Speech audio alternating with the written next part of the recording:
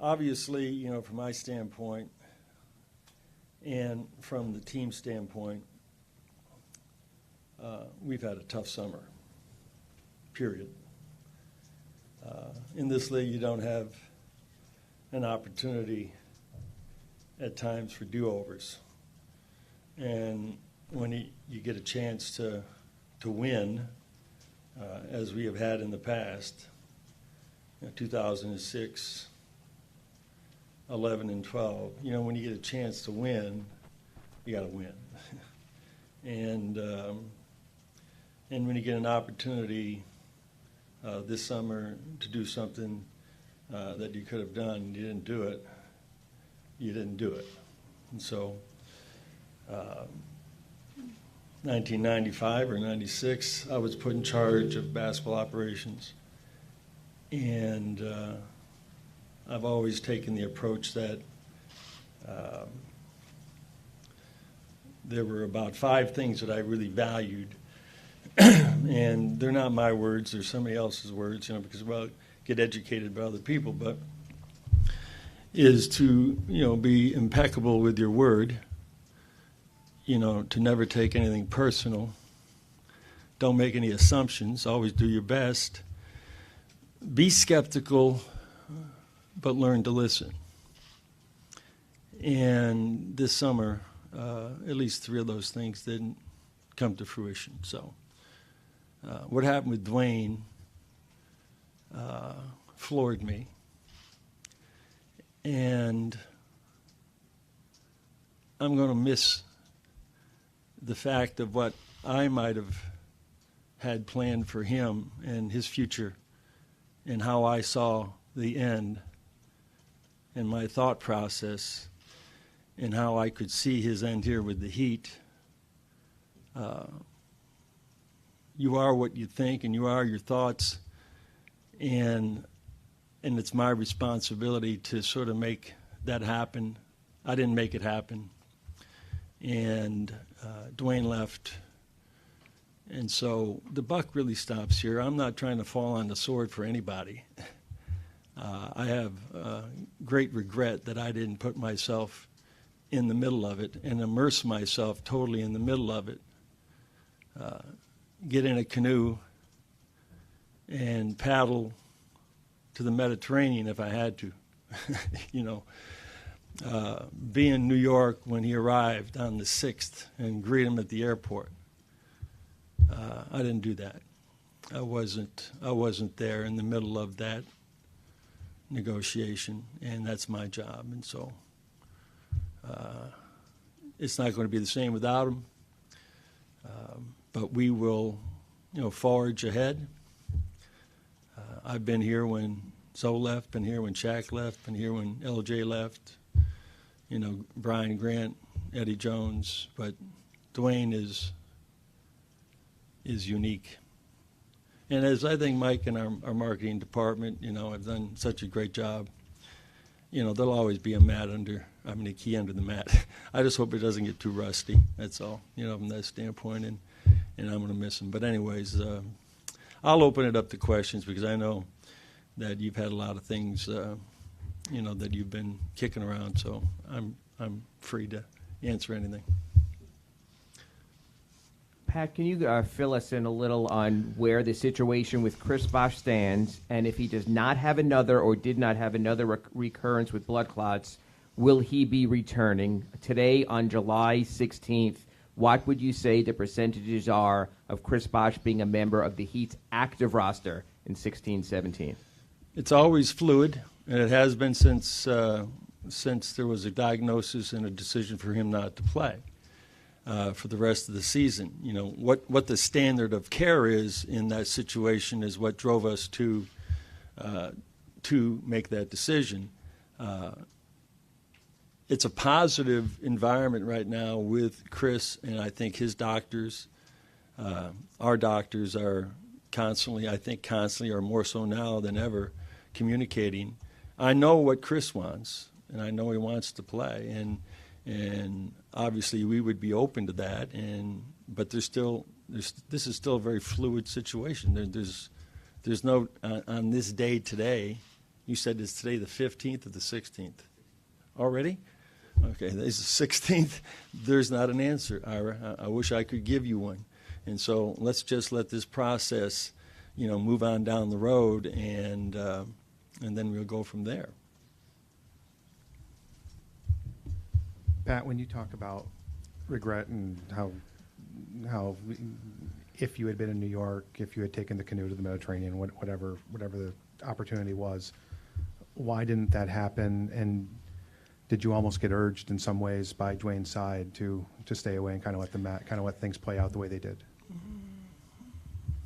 We've always operated on the premise of a single voice, not mine, but Mickey, myself, Nick, Andy, Eric, Eric Woolworth, Mike McCullough. I mean, one single voice. I mean, there's two entities here. When it comes to basketball operations, we've always talked about the one voice, which is a philosophy and a plan, and moving on down the line that we all that's what we are and that's what we believe in. And so there was one voice in this negotiation. There are some times that Andy, handles an agent and a player, and Andy complete the deal. There are times that I've done most of them, and complete the deal. There are times when you have a long-standing relationship with a player, like Dwyane or Udonis, or even at the time I remember with Alonzo, that sometimes the owner gets involved in it. But we all speak with one voice. We all know what we want to do and what we want to accomplish. And so, the thing that happens during the course of negotiations, over the course of 7 or 8 days, has to do a lot with your thought process as to what the conditions were prior to that.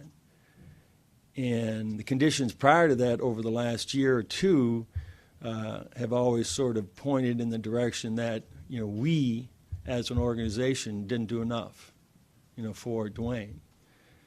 And I've always been one who was always reaching to get him another guy, especially after LJ left, and trying to find a way to get him another guy to help him not only win, but to help him win in a way that he would be very proud when he moved on out and retired. And so it wasn't just getting another guy for him, it was to maximize our ability to win. And the only way we can do that is to have cooperation, is to the same kind of collaborative cooperation they had in 2010, and how that whole thing came together. And I don't think it's a coincidence that if you go back to those 4 years, where every single player came in because they wanted to be here, and they were the ones that they were giving it back, that we went to the finals 4 times and we won 2 world championships, and then it changed. And in the summer of 2014, the whole thing got turned over. And sometimes the carnage that is left out there, you got to try to pick up the pieces, but at the same time fill in the holes to be competitive.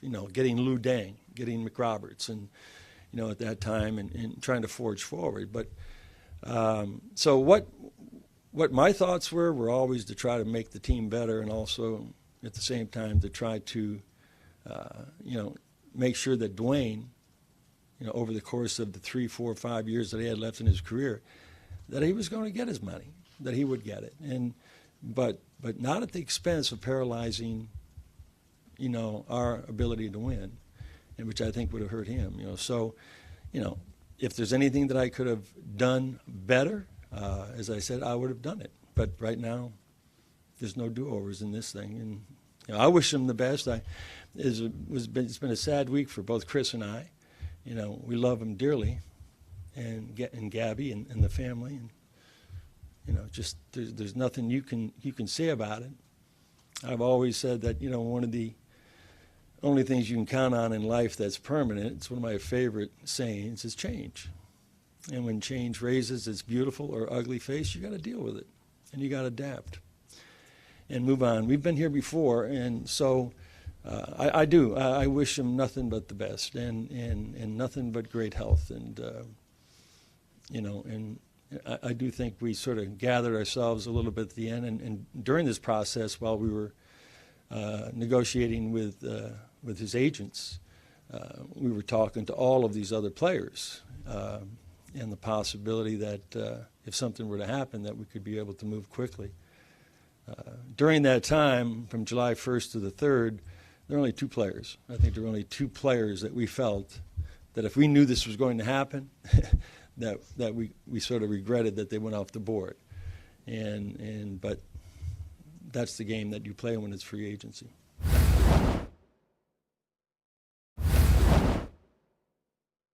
Sir. Pat, just going back to Dwyane Wade for a second, how would you characterize your guys' relationship now, and have you guys been able to speak since he decided? No, I haven't spoken to Dwyane yet. I've been crafting a very long email to him, and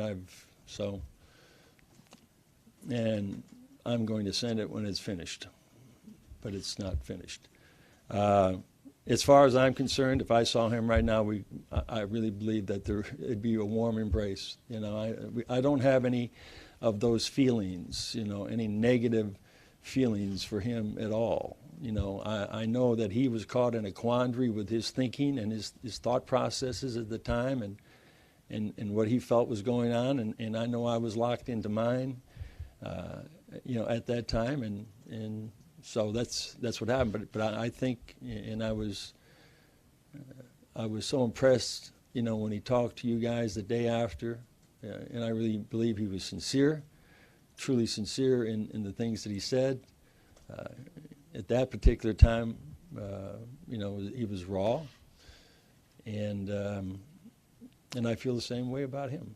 We all do, and I think everybody in the organization will feel that way about him forever. Pat, just going back to Chris Bosh for a second, is it simply a matter of him being free of the blood clots, or is it a much more complicated issue than that with him returning to the court next season? I can't speak medically about this thing. I can only speak from a basketball standpoint, and that he's been working out, and that he's going to probably continue to work out. And so from a basketball standpoint, is it complicated? It's only complicated based on the information that we would get back from our doctors, if there's ever a moment of truth, when it comes to, yes or no. But from the standpoint, as of today, it's moving forward in a position of down that road of him playing, that he wants to play, and we're open to helping him. We're open to helping him get there. That's all I can say. It's a sensitive, complicated situation that I can't really speak to medically. From a basketball standpoint, I've been told, been sort of put on hold here, but we know what Chris is capable of, and the last 2 years, losing him after the All-Star break both years in a row, you just never know what you have or what you could have done, from that standpoint as a team. And so that's what kills me, is that we put together a good team right after LJ left, but we never had the opportunity to see it at its full. So I think we should just wait till August, September. I think we'll have a lot more information then. Pat, you mentioned it's been a tough summer personnel-wise. What's your plan for getting this roster back up to your standards, and how quickly do you think that's possible? Well, as I said, when I left, after the season, in the season-ending press conference, that Chris is an X factor here. So he's an X factor. We'll find out. That would make the whole thing a lot easier.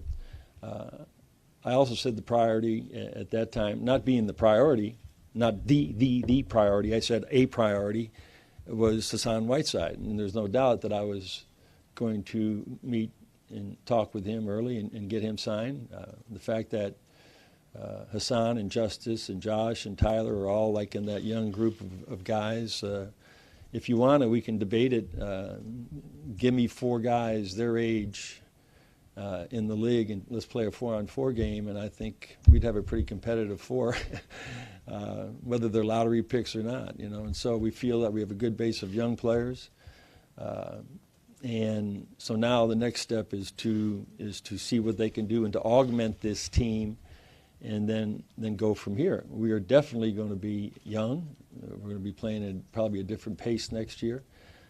What player emerges as sort of the guy, only time will tell. And I think that's a great part about, being in my position, is that once you give somebody the responsibility and you say, okay, hey, here it is, man. We push you through the door. I mean, you always talk about this in the locker room, or you think you can start, or you can play 30 minutes, or you want the ball in the last 3 minutes of the game, then here's your opportunity. And I think we have a couple of guys that are ready for that. I think Goran is going to have a different kind of season, a different kind of responsibility. We'll see what happens with him from that standpoint. Justice, Winslow, we've always sort of looked at him at it's time. I remember when James Worthy, came to the Lakers, and Jamal Wilkes was the incumbent. And then there came that time. There came that time when it was just a matter of time before James Worthy, was going to take his position. So, are we ready for Justice Winslow to start at the 3? I am.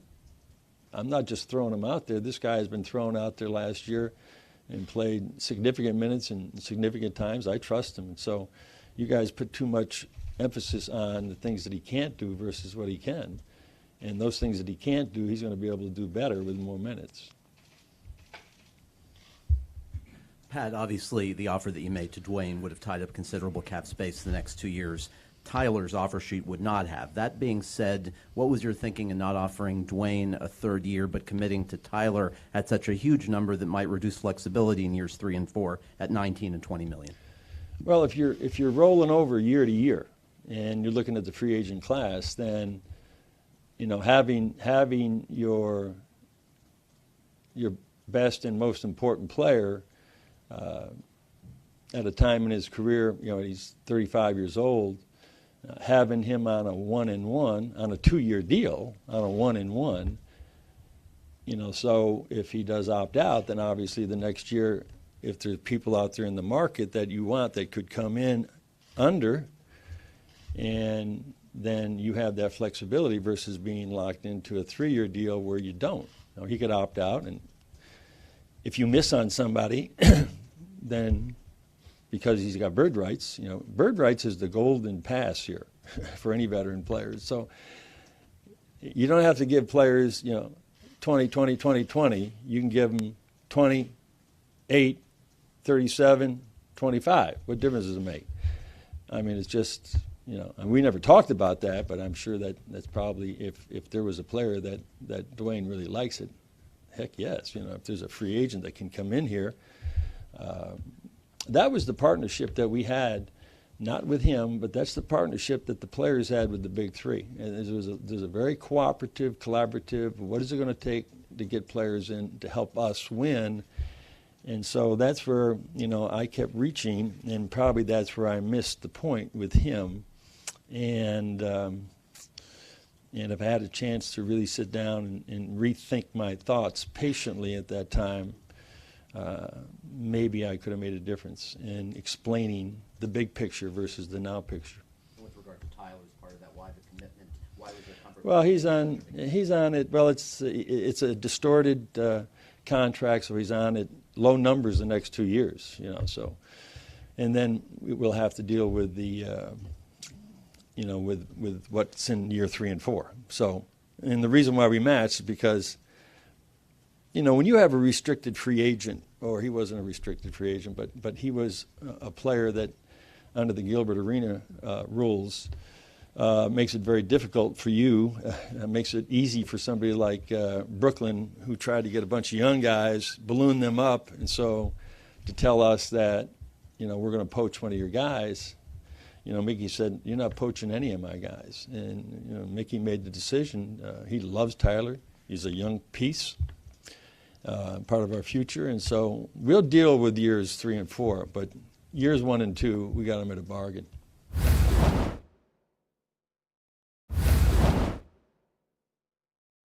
Have you envisioned a situation with Chris maybe playing with a restricted travel or maybe a limited workload? I think all those things will come in to play, and there will be a discussion. There are many players in different sports that do play with that condition, and they're on and off programs on blood thinners and stuff. But I think when it comes down to a final protocol, or if it gets to a formula and how this has to be done, then that's what we'll deal with. Pat, do you have any idea how it got here? I mean, it wasn't.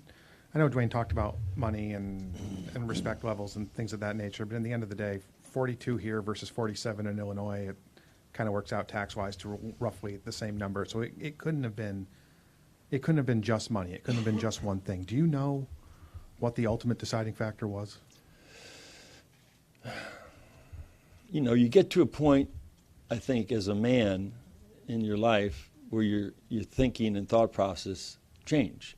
And they change on the circumstances. They change on the present moment. They change on the future. They change on what's going on, or you get locked into them. And so I keep talking about how he was thinking, I think, and how I was thinking at the time. And so, but you are what your thoughts are. And if his thoughts are where he was at that point where money wasn't the issue, then it was something else. And then, you know, that is where we both failed then. You know, this was not about money. This was about something else. And I more than he, because, you know, he's the asset. He's the star. He's the face of the franchise.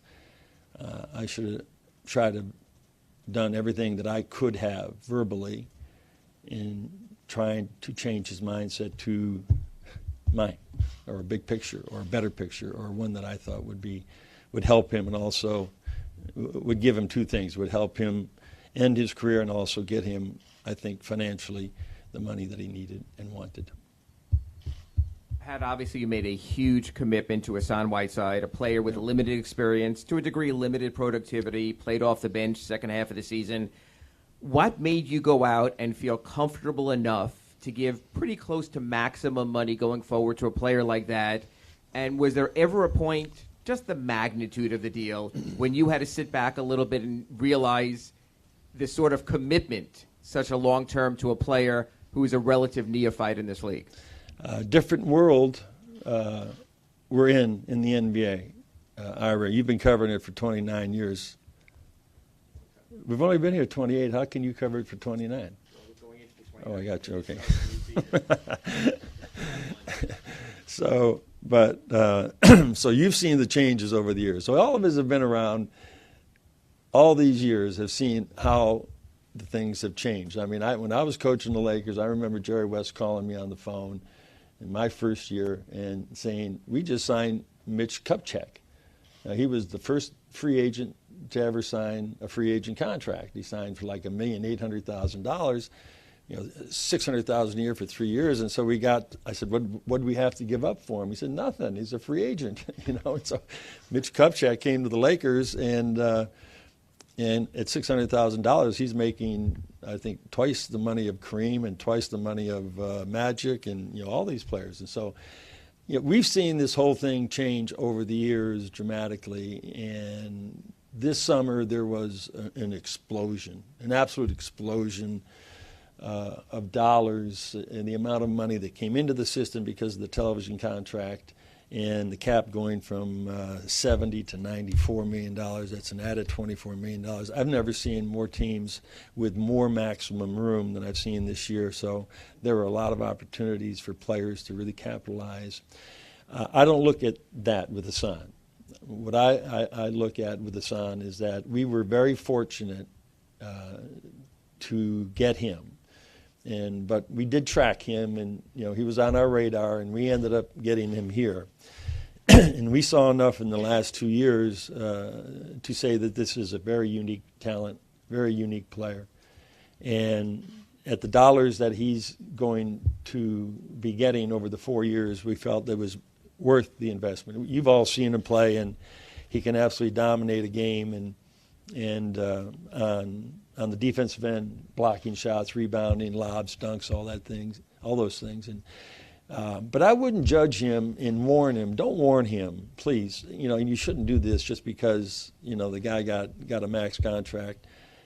Don't warn him that you better play well, or we're going to tell everybody you're not deserving of the money. I mean, if you take a look at some of the contracts that went out the first 2 days, on December the 15th, Andy and I are going to be getting a lot of calls from teams about how to get rid of those deals. And so we believe he's an essential part of this team, anchors our defense, will improve offensively, and gain more confidence. So we agreed, as an organization that he was a player that we're willing to make that investment in. I don't think he's a neophyte. Neophytes don't, get 20 rebounds and 20 points and block 12 shots. He is a little bit young and raw to a leadership role and a responsible every single night role. You got to produce these numbers. That's what our obligation is as a franchise, as coaches, to make sure he's productive. But the money doesn't have anything to do with it. Pat, was the uncertainty surrounding Chris Bosh and his future an impediment to recruiting free agents here?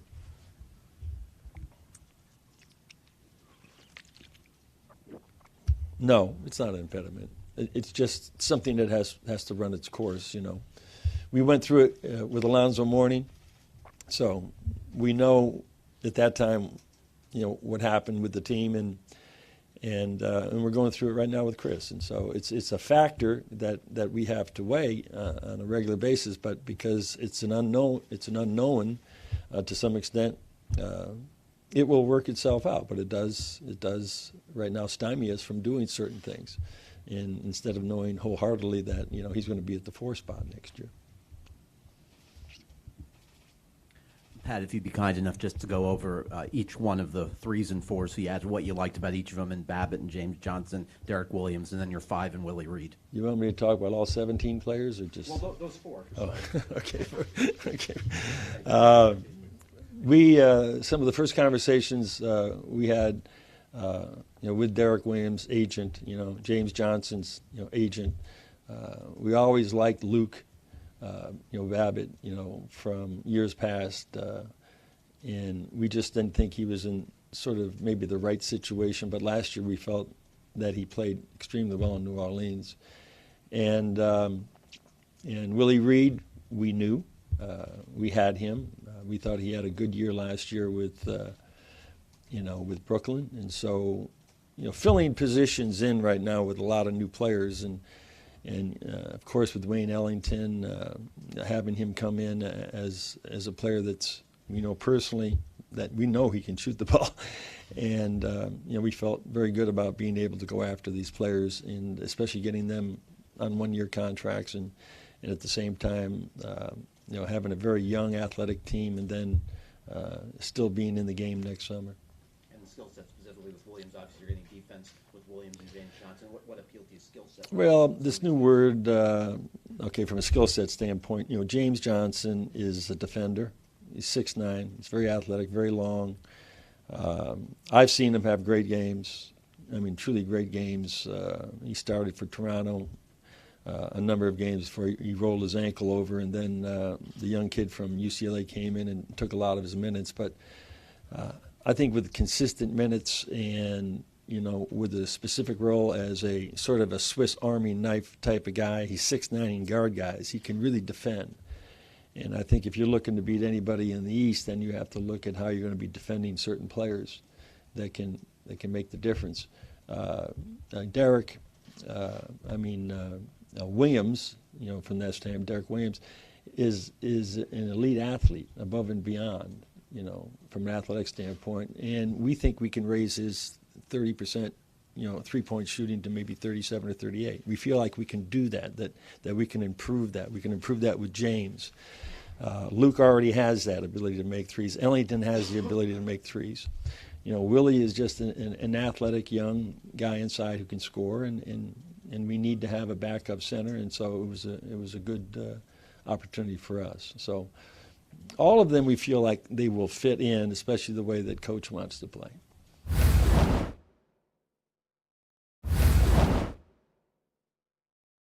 Pat, with regard to Tyler Johnson, did you guys try to get out in front of that and go for a more balanced contract? And if Yes. so, why did that not Yeah. come together? Impeccable with your word. I used that earlier, didn't I? You know, Tyler's a good kid. And so when he signed his offer sheet or agreed to an offer sheet with the Brooklyn, and obviously between the 1st of July and, 7th, you can talk to him about making him an offer, our kind of offer, which would be underneath that offer sheet for 4 years would be more normal. And or we could have made him a better one if we knew Dwyane wasn't going to be here. And they refused. And he said he wanted to keep his word, with Brooklyn. And so I honored that. I get it. He wasn't going to agree to something and then come back to us and do something and say, well, it's off. The kid's a great kid, and he's got great moral values. So sometimes in this sport, he kept his word. And we matched it. When Dwyane decided to go, how much did it kind of change, or in what ways did it change the vision you guys had for building out the rest of the team moving forward? Well, let's look at it from a reality standpoint. If we didn't do anything, and we just decided to sign everybody back and not do anything, and just sign Hassan and Dwyane, and we'd have Goran and Dwyane, and we'd have Hassan. And Lou, there's no way when Lou told us that he got $76 million or $72 million that, that was, that train just left the station. And when Joe got $22 million, that train left the station. And so if we did nothing and just signed, then that's what we would have this year, plus our young guys. And then we would have a room, exception. You must, I think it's almost a fiduciary responsibility on my part to keep us in the game of being able to have an audience with a Kevin Durant. I think it was a long shot for us, especially after CB went down. And so from that standpoint, I'll never, ever not take, an audience with a free agent who calls and says, we'd like to talk to you, or vice versa. And I think so when you're in that position, you have to do it. That didn't slow us down, but, from the standpoint of, where we are, as a team, I feel good about, what happened, after the aftermath of Dwyane leaving.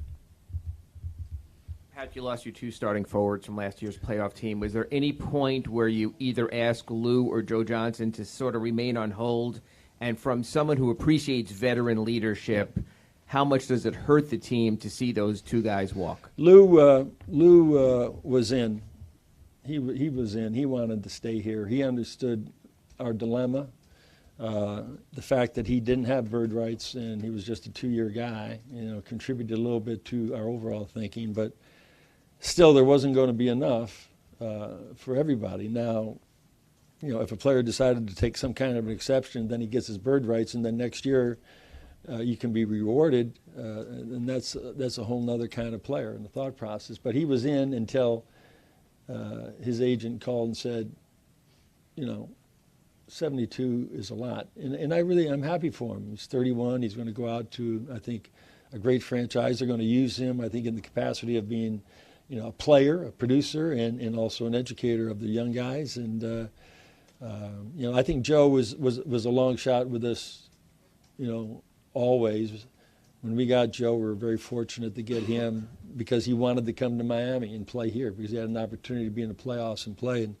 And so he did have an opportunity to get to 2 7th games, and he got a great offer too. And once he got the offer, then both of them were gone. So we lost, Lou, and we lost, Joe. But I think the person that is going to benefit the most from this, and it's time to step up, is Justice Winslow.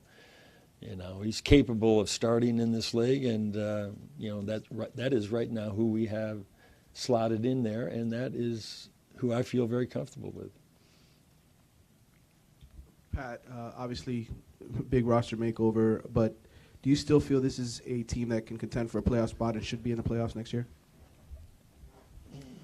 When you look around the Eastern Conference and you take a look at, who helped themselves and who didn't help themselves, you always, Cleveland is obviously, the class of the conference. Horford, going from Atlanta, to Boston, it really, I think that helps them. They lose Sullinger. There's the possibility they might do something that can make them better. I don't know about, with New York, with Derrick Rose, going to New York, but with Joakim Noah, I think that's a great move for them to have those two players with Carmelo and with Porzingis. I think, that could be a team, that could be different. I don't know how Atlanta's going to be with Howard now, and he's a different kind of center than Horford is. So I don't think there's any doubt that we can compete for a playoff spot. From that standpoint, you have to figure out and see who in the East, really has what it takes to sort of be competitive. It takes 20 or 30 games, and you get a pretty good idea about where you are. But our plan is to always compete for a playoff spot, and I think we can do that. I don't think there's any doubt we can do it. Pat, the run-up to 2010, it was obviously different. You guys planned a couple of years for it and got everything set up a certain way. But it obviously, it was invigorating, it seemed, for you, for Mickey, for the franchise, really, on a lot of levels. Are you already thinking about the possibility of a similar reinvigoration happening over the next 12 months because just because of the abilities you might have with the money that you should have next summer? Well, there's no guarantee that whatever money you can create next summer in the free agent market is going to bring in somebody. I think Kevin Durant is a pretty good example of a man who had an opportunity to make a choice, which is what you do in free agency, and he was true to what his criteria were. His main criteria was, if I go, I want to go to a team where I can win immediately. And he lived up to that. And as hard as it was for him to move probably away from OKC, which is a formidable team, I read that Andre Iguodala said the other day that they were a championship team. And to make the change and go to Golden State, that's his choice. That's what free agency is about. And that's what happened with Chris, and that's what happened with LeBron, and that's what happened with Kevin. And I think you're going to probably see more and more of the superstars that might be with franchises for years, 4 or 5 years, and they're banging their head against the wall, and they get an opportunity to go somewhere where they think they can win now. I think you're going to see that happen more often. So as far as we're concerned, I'm always looking, for that opportunity. Did I blow somebody's mic out here? And that's what we'll do again next year. Yeah, then we'll take a look at it. But there's no guarantee. You sit down and talk with them, and then they're going to take a look at your roster, and they're going to take a look at everything, and they're going to talk to you about your future and your draft picks and everything. I can tell you a funny story about, maybe I shouldn't, but I can tell you a funny story about 2010. When we took the three of them in, we had $49.5 million. So we had $16.5 for each guy, which was the max deal. So you got it. You got it all. You got it all. We got it all. We got it for you. And they said, well, who do we have left? I said, we got Mario as a starting point guard, and we got Joel as your center. That's it. We have 5 guys. Well, we'd like to get Mike Miller. How can we get Mike Miller? I said, I can't get you Mike Miller. We can't get him. I don't have the money. Otherwise, I can't give you Mike Miller. And so we traded Michael Beasley to be able to get the money, but they had to go down to 15. That was their choice, And then they said, "Oh, we want UD." Okay, well, I can't get UD, even though I wanted to get UD.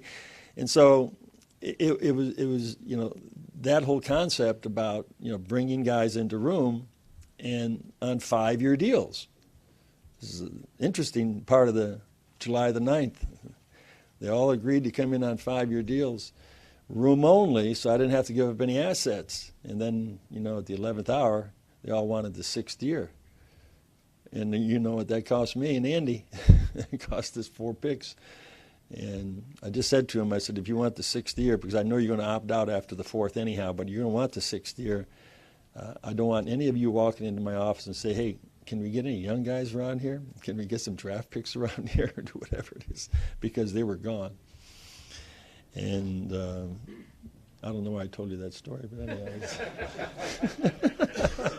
I always get amused by it because, I just watched our last draft pick that we gave for LeBron, get traded for. I think it went to Minnesota, ended up in Philly or somewhere, and he was playing in Cleveland, and we still owed it. And I told Andy when he goes to the CBA meetings, make sure that if you ever do a sign and trade and give up a draft pick for a player, and that player leaves before the draft pick goes to that team, that it automatically is given back to you. They don't do that.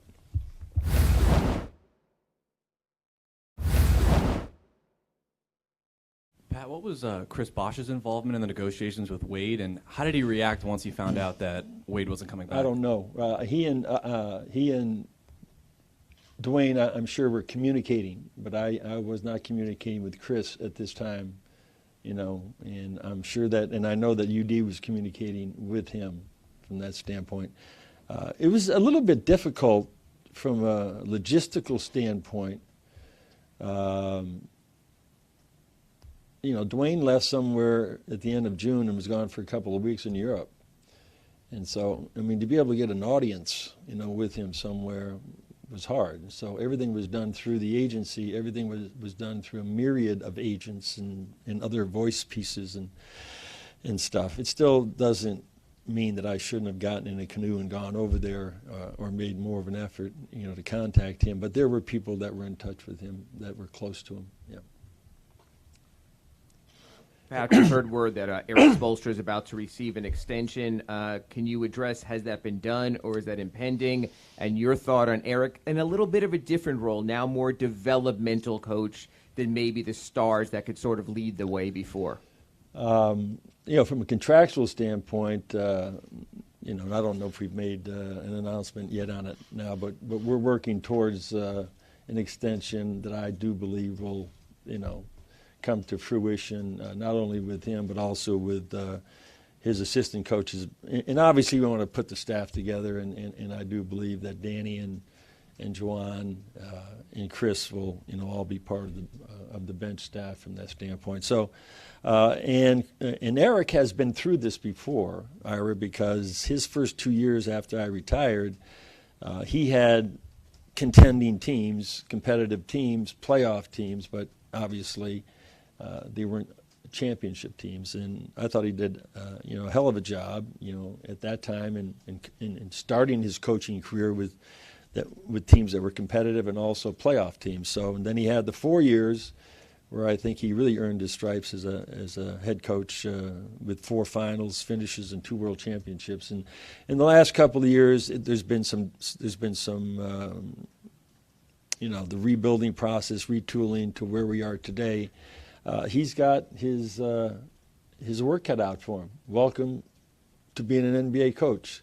It's not always going to be easy, and sometimes there's going to be other challenges. But I know one thing about him is that he is competitive. He's excited. He knows what the challenge is.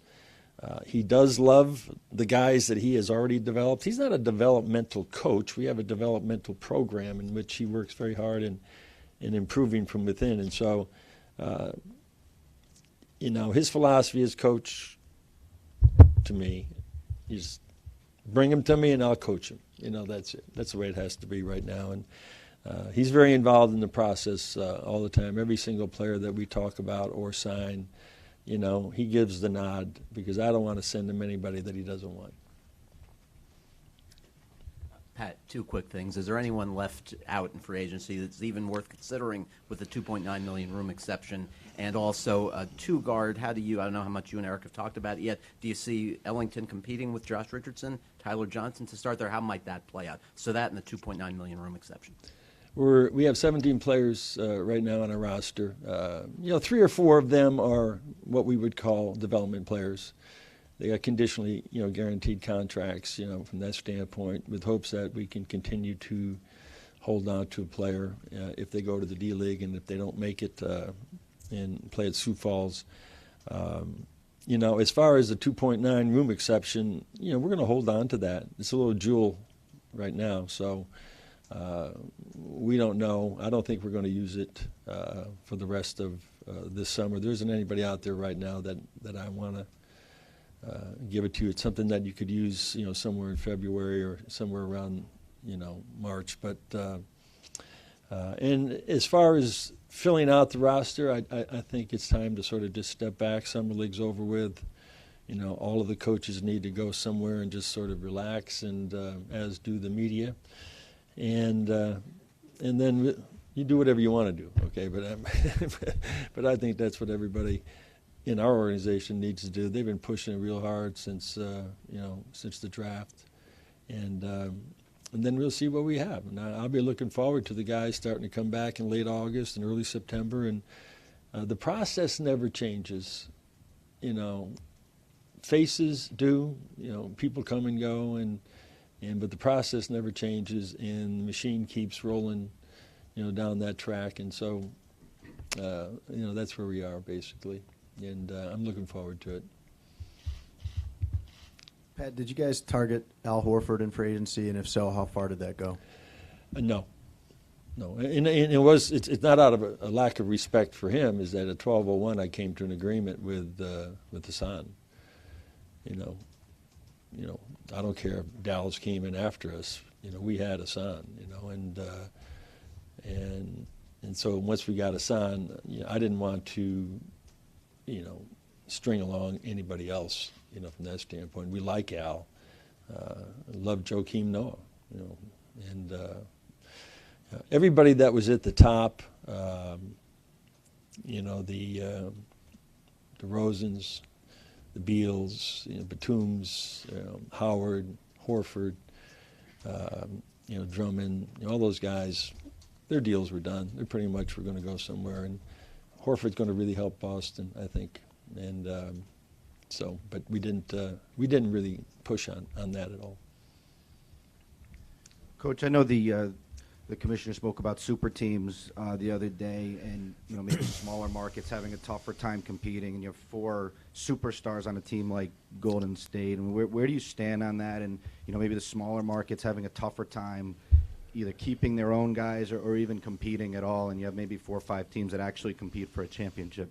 Well, I think they thought they had a handle on it, because after the Big Three came to us in 10, the next year they went out on strike to try to get this whole thing from not happening again. And I think they had some concerns about that.